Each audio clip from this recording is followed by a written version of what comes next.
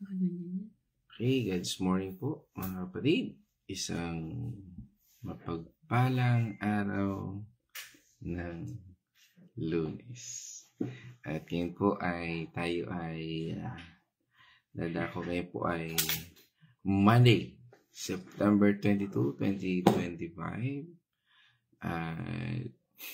Ngayon po ay tayo ay dadako sa ating daily God's Morning. At ating pong pangungusapan ang talata ng ating Panginoong Jesucristo mula po sa sulat ng Mark 9 verse 23. At tayo po ay pamagatan po natin itong Believe Unleashes God's Power. At sa ating pagsisimula, tayo po ay muli sasamahan ng aking partner para sa pagbabasa at tayo po ay pangunahan sa pananalangin.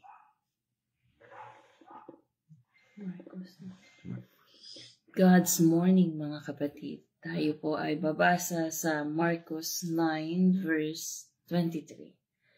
Kung may magagawa ako, tanong ni Jesus, mangyayari ang lahat sa sinumang may pananampalataya. Tayo po ay manalangin. Panginoon naming Ama, maraming salamat po, Panginoon.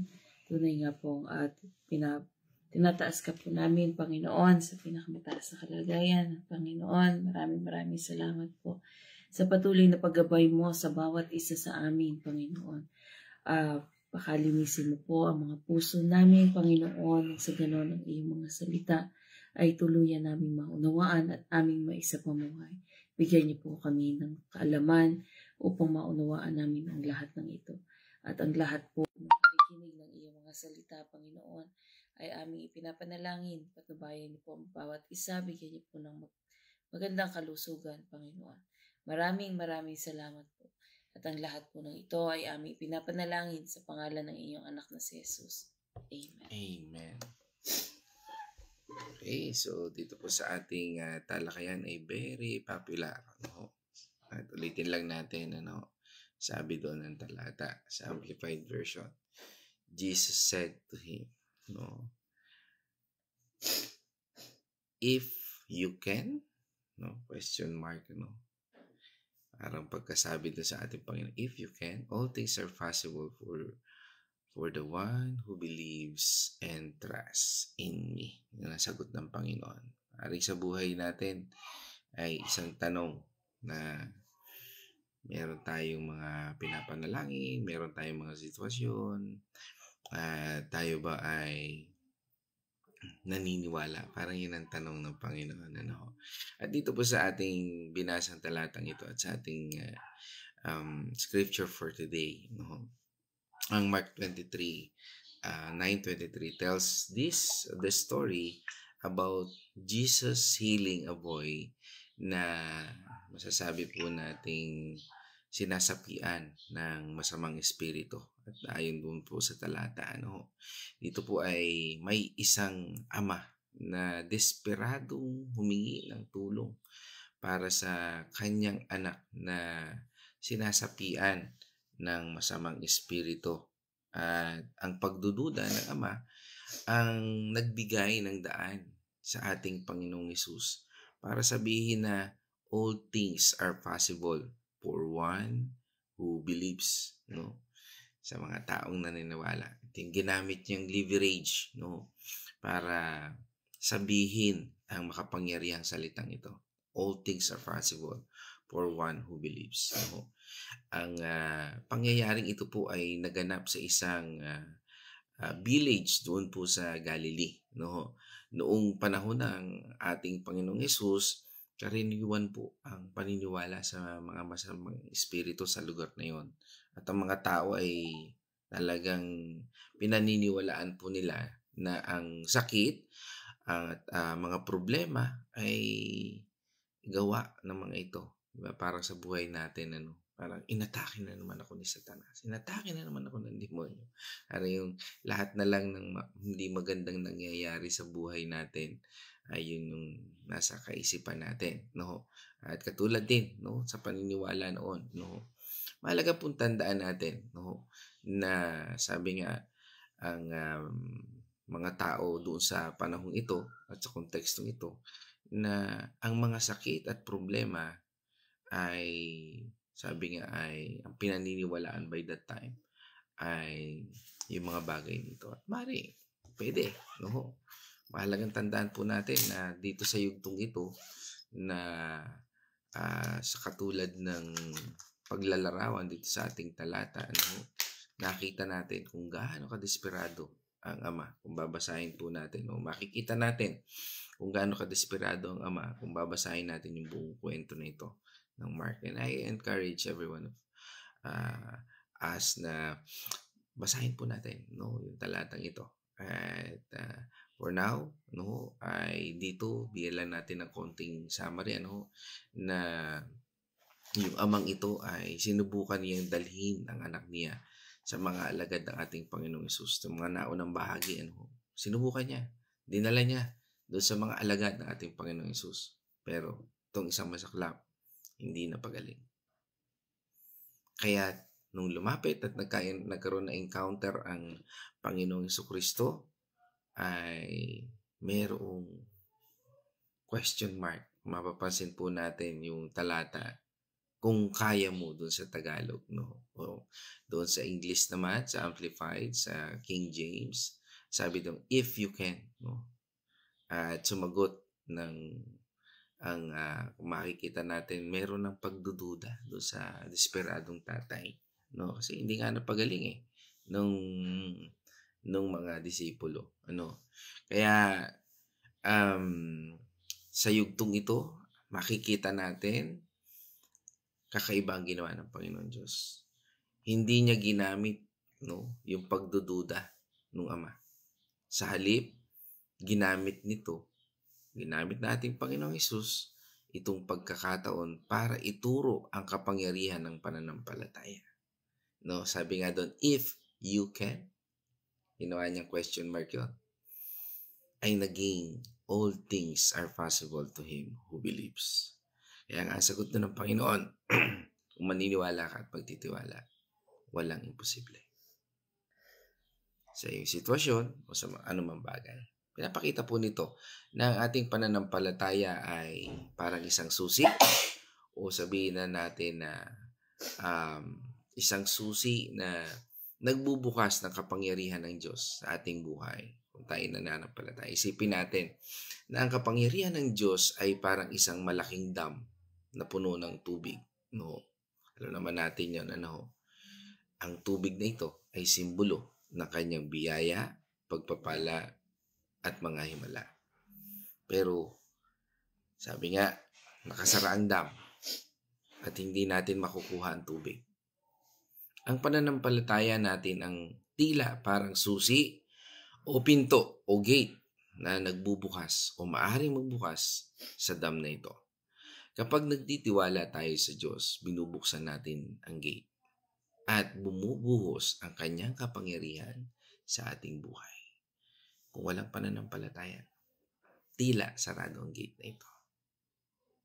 Kahit na nandyan ang kapangyarihan ng Diyos, kahit makapangyarihan ng Diyos, kahit mapagmahal siya, hindi natin ito mararanasan o matatanggap kung wala tayong pananampalataya. Pero kapag nagtiwala tayo, kahit gaano kalaki ang problema, may pag-asa. Dahil binubuksan natin ang daan para sa kapangyarihan ng Diyos sa ating buhay. Ang umahadlang ay hindi ang demonyo. Hindi niya kayang hadlangan ang ating pananampalataya. Kaya nga, kung ipagkakaloob natin at hayaan natin sa Panginoon, Lord, your will be done, mabubuksan ang pagpapalang ito. Kaya nga, dito sa itong ito, the boy father asked, Jesus, kung kaya mo, if you can. Ang reply ng Panginoon, all things are possible to him that believeth, or Sabi niya doon sa binasa nating talata na ang lahat ng bagay ay posible sa mga naniniwala. Ang tanong, naniniwala ka ba? Ibig sabihin, ang pananampalataya natin ang nagre-release o nagpapakawala ng kapangyarihan ng Diyos sa buhay natin. It's not just believing in your mind, but trusting God with all your heart and soul. Diba? Lagi nating nababasa yung talata mula sa Proverbs 3, 5, 6. Sige, balikan po natin yun.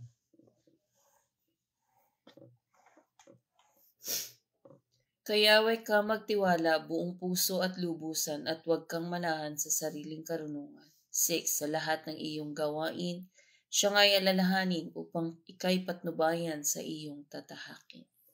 Amen. No? At sabi nga, hindi lang dapat alam mo sa isip mo na may Diyos, kundi dapat buong puso kang magtiwala sa ating Panginoon Diyos. Huwag kang umasa sa sarili mong pag-iisip o pangunawa.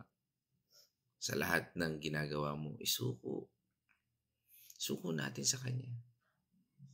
At siya, ang ating Panginoon Diyos, ang gagabay sa atin. Ibig sabihin, hindi lang paniniwala sa utak. Minsan sa isip lang no? Parang kaya natin gawin pero kaya natin gawin sa isip pero hindi natin kayang gawin sa gawa. Tandaan po natin, hindi lang sa paniniwala sa isipan po yan, kundi pananalig na nagmumula sa puso. May kasamang gawa. Doon sa sumunod na talata, sa sumunod na words doon sa talata natin, sabi doon, all things are possible. No? Hindi ito nangangahulugang lahat ng gusto natin ay ibibigay. No? Hindi ibig sabihin na lahat ng nangyayari sa atin ay maganda. Pero ginagamit ng Diyos ang lahat ng bagay para sa ikabubuti natin. Sabi nga, kung tayo nagmamahal sa ating Panginoon Diyos at tinatawag ayon sa kanyang layunin. Sabi nga diba ng Romans 8 verse 28. Alam nating sa lahat ng bagay ay gumagawa ang Diyos para sa ikabubuti ng mga nagmamahal sa Kanya. Silang mga tinawag ayon sa Kanyang layunin. Yun. And dito, no? All things work together for good. All things those who called according to His purpose. No? At ano nga ba yung layunin natin? Tandaan natin, lahat ng bagay na nangyayari sa buhay natin ay may purpose sila. Minsan, hindi natin naintindihan kung bakit. Hindi natin nakukuha ang gusto natin. Pero, may mas malaking plano ang Diyos para sa ating lahat. Minsan, hindi tayo nakakatanggap ng ating mga hinihiling. Bakit? Dahil mali ang ating motibo. Diba? Sabi sa atin ng James 4 verse 3. Santiago. At humingi man kayo, wala rin kayong natatanggap dahil hindi tama ang inyong layunin. Humingi kayo upang mapagbigyan ang inyong kalayawan. Amen. No, yun. Sabi nga, mali ang layunin, mali ang motibo. At minsan may hilag lang tayo dahil sa gusto natin yung ating layaw. Humingi tayo para sa sarili nating kasiyahan. Hindi para sa ikaluluwalhati ng Diyos. Kung ang ating panalangin ay para lang sa ating sariling interes, hindi natin na aasahan na ibibigay ito ng Diyos para sa atin. Kahit nga si Pablo, di ba? Meron siyang hiningi sa Diyos na alisin sa kanya, pero hindi ibinigay. Di ba? Tunghayan natin yun. 2 Corinthians 12, verse 8 and 9. 8. 3 beses kong idinalangin sa Panginoon na alisin ito. Ngunit, 9. Ganito ang kanyang sagot. Ang pagpapala ko ay sapat sa lahat ng pangangailangan mo, lalong nahahayag ang aking kapangyarihan kung ikaw ay mahina. Kaya't buong galak kong ipinagmamalaki ang aking mga kahinaan upang lalo kong madama ang kapangyarihan ni Kristo. Amen. No? Yun po yun. Kakaiba yung ginawa ng Panginoon, di ba? Pinagmamalaki niya. No? Kasi naintindihan niya ito. Sa halip, no? Sinabi ng Diyos na sapat ang kanyang biyaya. No? My grace is sufficient, sabi ng Panginoon. Ibig sabihin, hindi lahat ng gusto natin ay ibibigay. Pero bibigyan tayo ng Diyos ng lakas at kakayahan para harapin ang anumang pagsubok. Kasi ang gusto ng Panginoon, sa Kanya tayo magtiwala. Hindi sa mga bagay na ipinagkakaloob niya sa atin. No? Minsan, we praise Him because doon sa mga ibinibigay. No? Pero nalilimutan nating purihin siya dahil siya ang nagbigay. Kaiba, no? Doon, minsan, pinupuri natin ang Diyos dahil sa mga ibinibigay. Pero hindi natin siya mapuri pag wala yung binibigay yung gusto natin, di ba? Kaya nga, doon natetes ang ating pananampalataya. Kung totoo ba yung pananampalataya natin? Yung in spite ng tayo ay nasa sakit, karamdaman, pagsubok, mga bagay na pinupuri mo pa rin ba Diyos? All things are possible pa rin ba? Kaya sabi ng Panginoon, if you believe, all things are possible. It means God's power is limitless. And He can do anything that aligns with His will and purpose. Kung yan ay ayon sa kanyang purpose, sigurado yan. Pero minsan, may mga bagay na hindi inaalis sa buhay natin kasi ang gusto ng Panginoon Diyos sa Kanya ka sumamba. Hindi sa mga bagay na gusto lang ng abot, sa gusto lang ng isipan natin o gusto natin.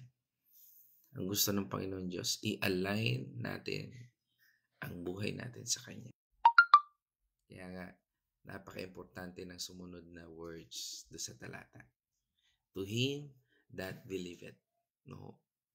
To whom? Sa mga taong naniniwala sa Kanya. To him that believeth.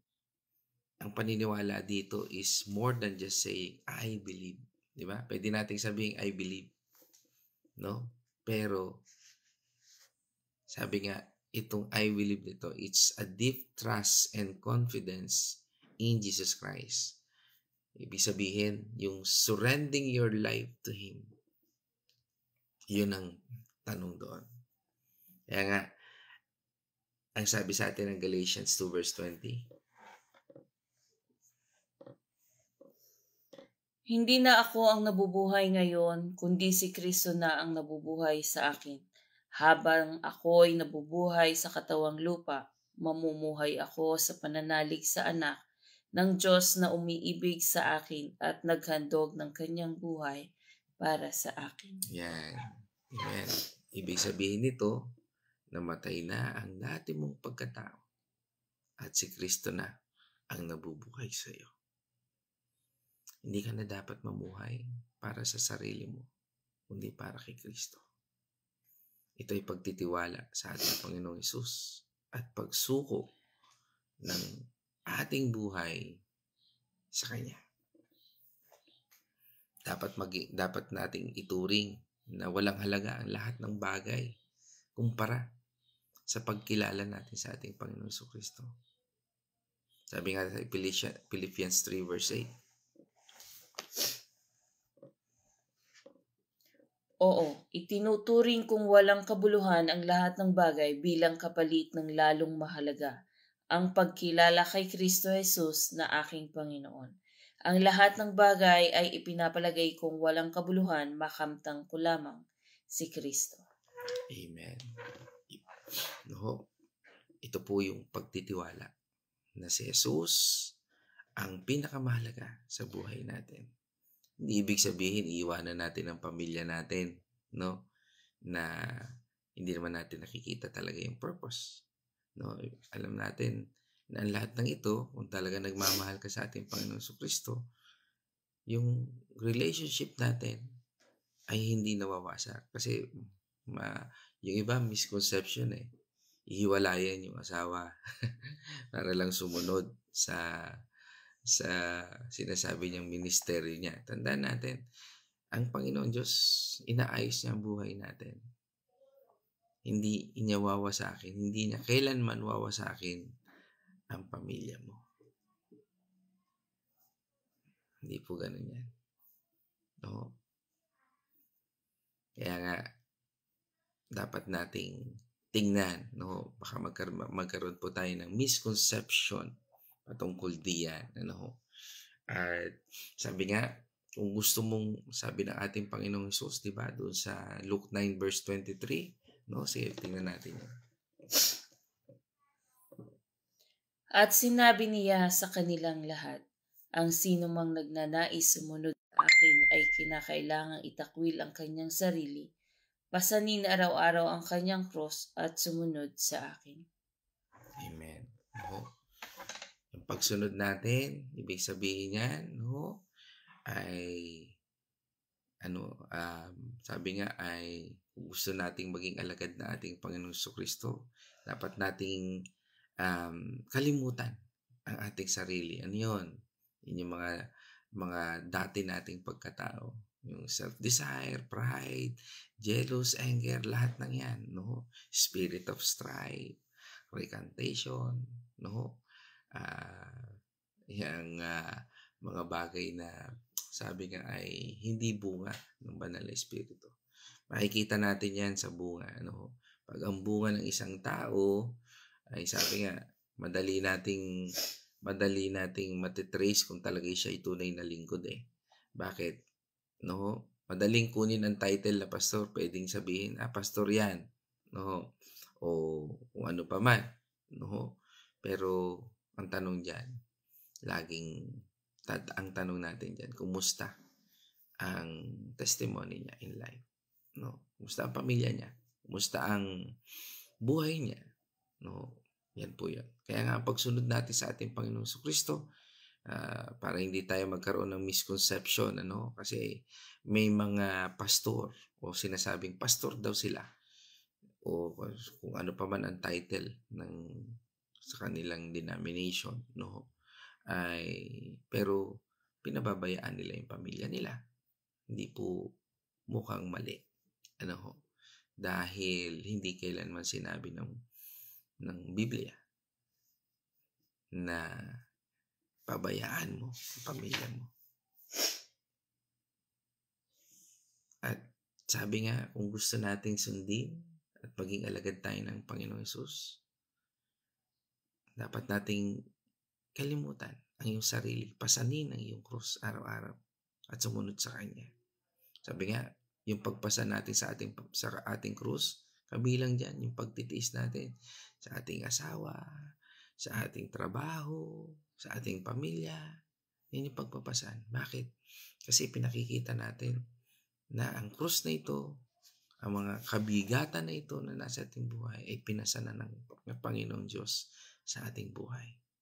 Kaya nga, di ba sabi ng Panginoon, carry my yoke is very light.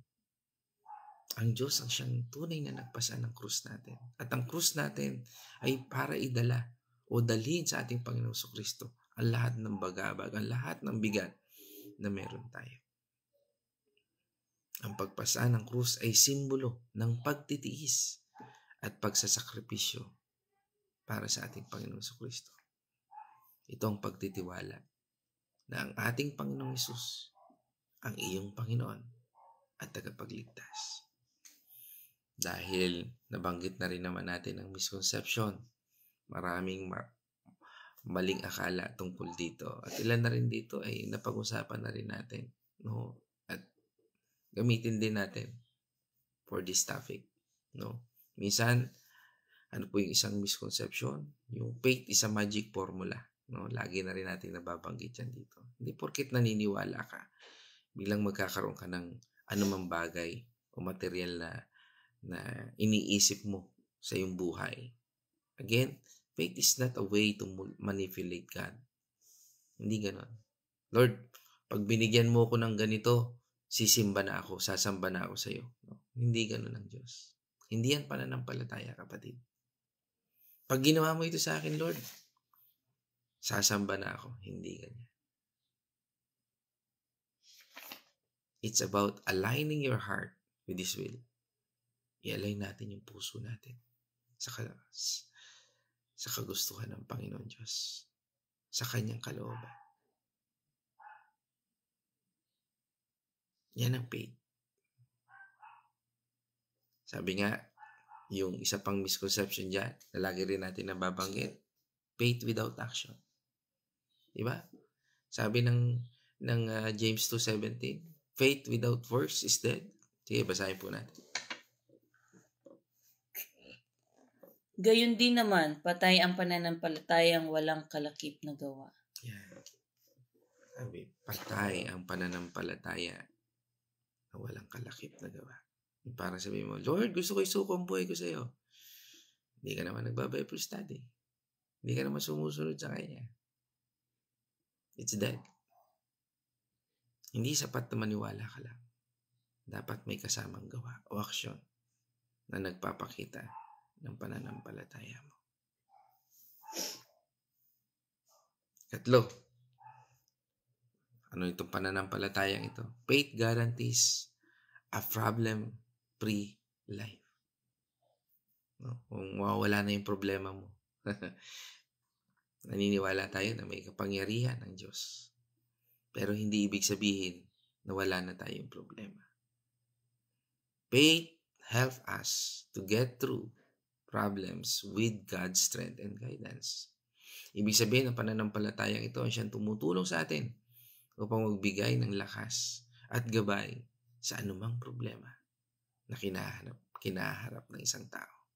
Sakit, karamdaman, kakulangan, pinansyal, anumang struggle na meron tayo. Panahon yan, napakaraming challenges. Financial problem, sakit, family issues, etc. etc. At ang ating topic ngayon, o ating scripture for the day, ang Mark 9:23, remind us na una, God is still in the miracle working business. Kahit modernong panahon na, nananatiling makapangyarihan ang ating Panginoon Diyos. We can trust Him for healing, provision, and guidance. Kalawa, faith empower us. Kapag may pananampalataya tayo, hindi tayo basta-basta sumusuko.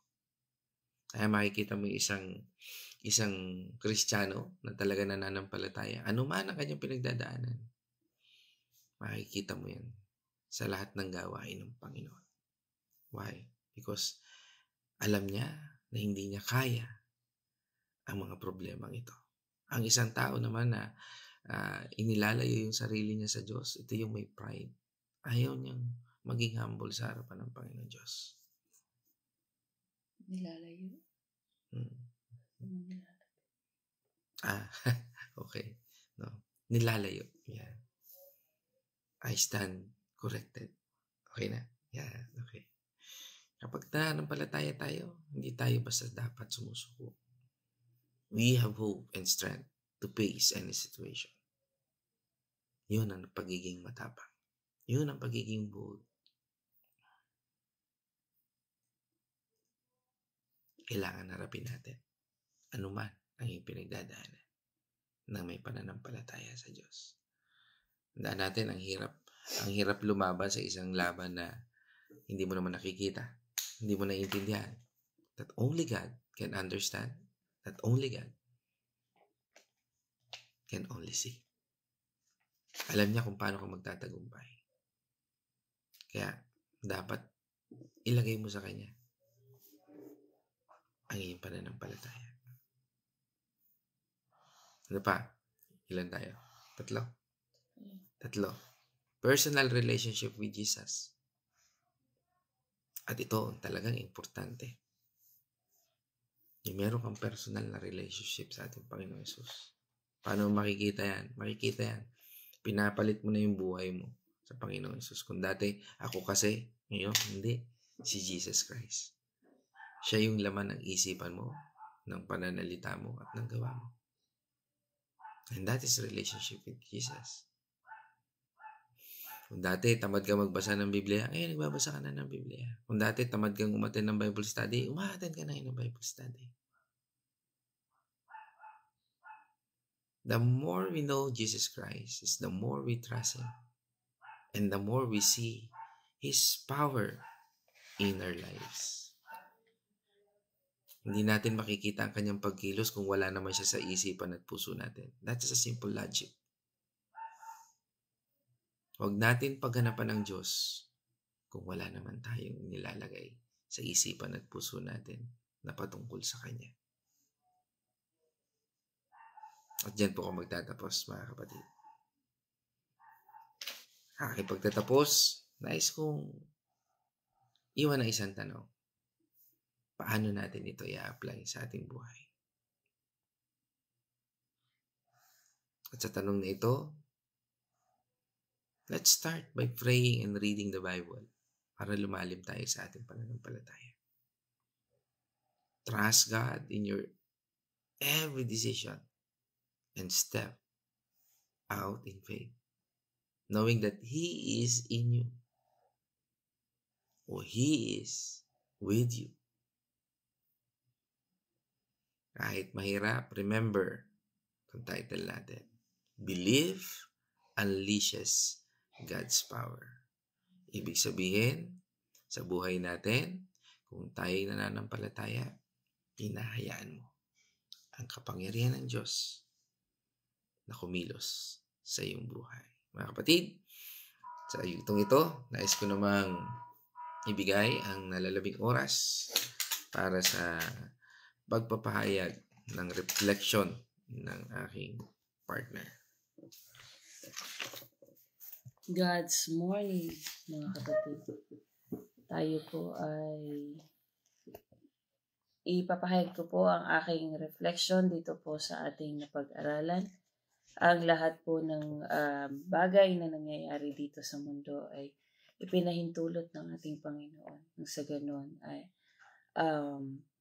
malaman niya kung tayo ay totoong naniniwala at sumasampalataya sa Kanya. Ito po ay sana pag-aralan natin ay nagsasabi sa atin na dapat tayong magsikap na maging katulad ni Kristo. Nagalo na. Ito pong napag-aralan natin ito. Ang lahat ng bagay ay posible sa Kanya, sa lahat ng naniniwala. Ito ay mahalaga sa bawat isa sa atin at sa ating pamilya dahil ito ay nagbibigay diin sa pananampalataya. Hindi lang sa Diyos kundi sa ating bawat miyembro ng pamilya. Sa harap ng pagsubok tulad ng financial kalusugan o relasyon, ang pagtitiwala sa Diyos at sa isa't isa ay nagpapahintulot sa pamilya o sa bawat isa sa atin na malampasan ang lahat ng ito. Ang pagkakaisa sa pananampalataya, pagdadasal at pagtutulungan ay nagpapatibay sa ugnayan na pagbubukas ng posibilidad na pagbabago, paggaling at katuparan ng mga pangarap. Ito ay ang pundasyon para sa matatag, mapagmahal at puno ng pag-asa sa bawat isa sa atin. Ipagkatiwala po natin lahat sa ating Panginoon ang lahat ng ating suliranin, sa lahat ng ating alalahanin, ang Panginoon lang po ang makakapagpagaan ng lahat ng ito. At ang Panginoon din ang magbibigay ng solusyon sa lahat ng ito. Patuloy po nating kilalanin, saliksikin ang ating Panginoon sa pamamagitan ng pag-aaral ng Biblia, sa pananalangin at sa pamamagitan nitong fellowship, Bible study mo. Importante po yung mga bagay na iyan. Sapagkat doon po tayo nakakaroon ng karunungan, ng wisdom sa ating mga pinagdadaanan. Akala po natin tayo ay pinabayaan na ng Panginoon, pinabayaan na tayo tayo ay nag-iisa sa buhay. Hindi po natin doon po natin sa mga bagay na iyon sa pamamagitan ng pag-aaral ng salita ng ating Panginoon na tayo po ay importante sa ating Panginoon. Kailanman ay hindi niya tayo iiwan, hindi niya tayo pababayaan. Kung atin po siyang hahanapin, atin siyang pag-aaralan ang kanyang mga salita at isa sa pamuhay, ito po ay gagaan. Naandyan pa po ang problema, hindi naman po yung mawawala. Sapagkat yung mga problemang yun po, yung mga pagsubok na yan, ayan po yung ating pinakahagdan, parang stepping stone natin upang makarating tayo sa kinaroroonan ng ating Panginoon. Ang bawat hagdan po ay mayroong pagsubok, at bawat malampasan po natin itong mga pagsubok na ito ay nagkakaroon po tayo ng karunungan, nagkakaroon tayo ng paniniwala sa ating Panginoon na walang imposible sa Panginoon sa lahat ng ating pinagdadaanan. Tapos, ito ay nagpapaalala sa atin na ang matibay na pananampalataya sa Diyos ay nagbibigay ng pag-asa at pagbubukas sa mga posibilidad sa harap ng mga pagsubok. Ito ay isang paanyaya upang palakasin ang ating paniniwala o pagtitiwala sa ating Panginoon at umasa sa kanyang kapangyarihan ng may kasamang gawa. So, yun lamang po. Maraming salamat po sa inyong lahat. Mag-ingat po kayo. Mag-ingat po tayong lahat at may paparating pong bagyo. God bless po. Okay, praise God. Mga kapatid, ngayon naman tayo ay dadako sa ating mga comment section. Pangbatiin natin ating mga kapatid online. At pinangunahan tayo mula po sa angkan ng Silang Artillaga dito po sa ating comment section. Kasama po natin ang ating Kuya Chris Artillaga. Yan. At sinundan po yan ni ng angkan ng Arocena dyan sa Liliw, Laguna. Kasama po natin si Nanay Edna.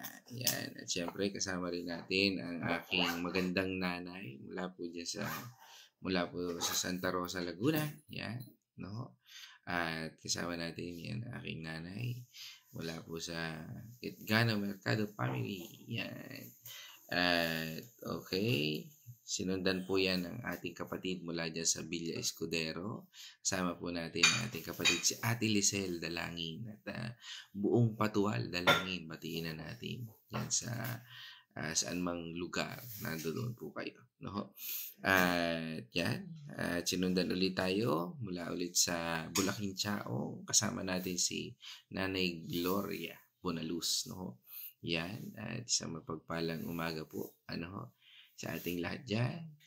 At siyempre kasama rin natin ngayon ang asawa ng aking partner ni Architect Arnel, si Ate Tina mula po dyan sa Kapas Tarlac. At batiin natin ang Capadosa family. No? Ang buong angkan ng Capadosa. Yan. At mula naman po sa Bacolod City, kasama natin ang aking Kuya George Pios. Yan po sa lugar na yan. No? At syempre sinundan po yan ni Naiwi ni Patual mula po ulit sa Villa Escudero. Yan. At mga prayer request ulit. Pag-iingat, kalakasan, sakit, no? Yan. Pag-iingat. Yan. Mula po kay Nay Gloria. Yan. God's morning everyone. Praise the Lord. Yan. Okay. Pag-iingat sa bansa. Kakagulo. No? Huwag po tayo makisali sa gulo. Meron tayong freedom of speech. Huwag po nating hayaan na tayo ay ilagay natin ang sarili sa kapahamakan. Tandaan po natin na lahat ng bagay ay may kaayusan. Hindi kailanman maaayos ang isang sitwasyon sa maras na paraan. Okay, so ano pa po? Okay, at yan kasama rin po natin ang Nonoso family sa pamumuno ni Ate Nela. Yan. Okay, sino pa? Yan. Ayan. Sabi dito ni Nay Gloria, Lord, salamat po sa pag-iingat sa aming lahat at ingatan po ninyo ang lahat sa bagyong Nando na nananalasa sa lahat ng lugar. Salamat po, tunay nga pong pagtapat sa panalangin ay dinidigdig mo ang lahat. No, sabi dito, salamat po, Panginoong Jesus. Amen. Okay. At dyan, kasama rin natin mula sa Alamada, Cotabato, ang aking mga magaganda at poging pinsan dyan sa batiin natin si Ate yung Gano Chua, no? Yan. Ang aking pinsan, si Ate Lilibet Chua. Yan. At sino pa? Yan, siyempre kasama rin natin ang aking kapatid na si Caroline Mercado dyan sa Santa Rosa, Laguna. Yan. At kagalingan ni Irene Artillaga. Ayan. At mabigyan po nawa si Jerome ng NOC ng kumpanya kanyang pinapasukan. Salamat po, Lord. Amen. Meron na yan. Bigyan na yan ng Panginoon. Okay, pag-iingat po sa aking mga apo. Yan, kay Nay Winnie. Yan, kalakasan ni Kali at kagalingan ni Lucky. Yan. Yan. At sabi nga dito, isang comment ulit mula naman kay Caroline, ang lahat ng bagay ay maaaring mangyari sa sumasampalataya. Pinapaalala sa atin ang talatang ito na walang imposible sa Diyos. Ang ating pananampalataya ay susi upang maranasan ako na wala ang kanyang kapangyarihan, no? Biyaya.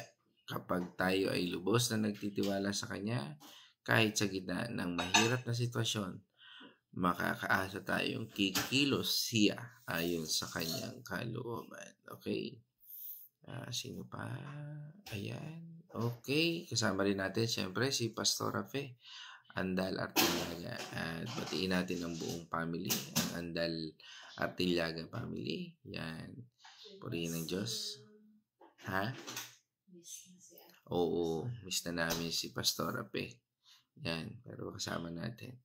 Yan. Yan. Okay, so mamaya meron din po ulit kaming Bible study at kami po ay nasa 2 Peter chapter 2 na. Kung kayo po ay may bakanting oras, sa oras na alas 8, total naman ay bagyo. No? Ay gusto niyo pong sumama sa aming pag-aaral, kayo po ay welcome. No. Dahil dyan mga kapatid, tayo po ay magtatapos na at nalalapit na rin ang anniversary ng church namin sa October 12. No. At kami po ay nag-iimbita sa inyo upang sa kabutihan ng Diyos para po sa church namin po dyan sa Bulaking Chao, ang Purpose Build Life Ministry. Yan po. Taas. At dahil dyan mga kapatid, tayo po ay magtatapos na, tayo po ay manalangin. O manaming Diyos na makapangyarihan, salamat Panginoon at muling binuksan mo ang paalala ng pananiwala, Panginoon. Ang paniniwala, Panginoon, na nagbubukas sa iyong kapangyarihan. Dalangin po namin, Panginoon, na bigyan mo kami ng patuloy na pagsisiyasat at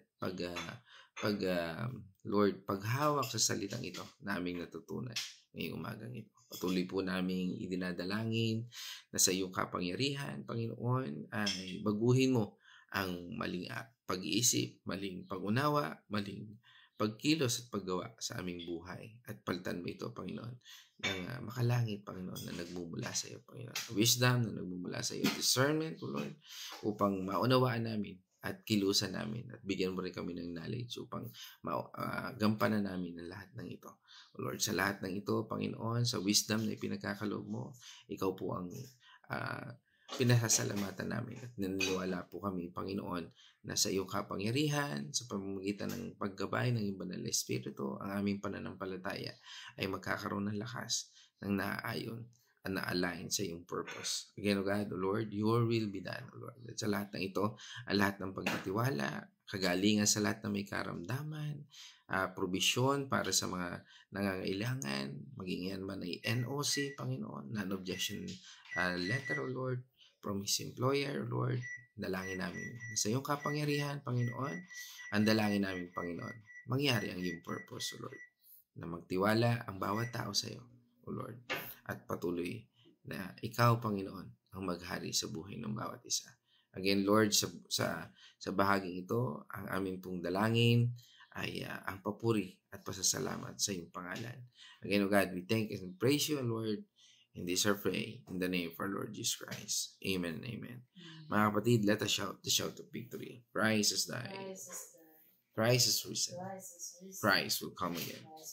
And together, we are for Christ. Again, God's morning, everyone.